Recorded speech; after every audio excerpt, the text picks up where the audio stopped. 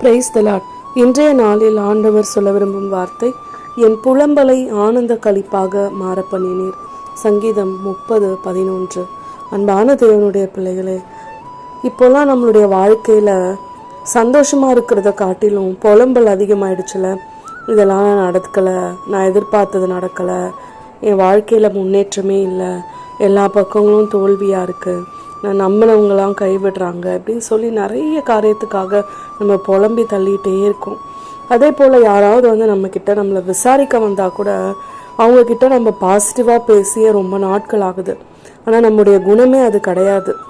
ரொம்ப பாசிட்டிவாக ஆண்டவருடைய வார்த்தைகளை கேட்டு விசுவாசித்து எப்போவுமே போல்டாக நம்பிக்கையாக இருக்கிற ஒரு வாழ்க்கையை தான் வாழ்ந்துட்டு இருந்தோம். ஆனால் இப்பொழுது நம்ம இருக்கிற இந்த நிலைமையும் இந்த சூழ்நிலையும் இப்படியே தொடர்ந்துரும்னு சொல்லி நமக்குள்ள ஒரு அவநம்பிக்கை. அதனால தான் நமக்கே தெரியாமல் நம்ம நிறைய நேரம் புலம்பி தள்ளிட்டு இருக்கோம். ஆனால் ஆண்டவர் சொல்கிறாரு, நீ புலம்புகிற எல்லா காரியத்தையும் களிப்பாய் மாற்ற போகிறாராம். ஆனந்தமாய் நாம் சட்டைகளை விரித்து சந்தோஷமாய் களி கூற போகிற நாள் சமீபமாக இருக்கிறது.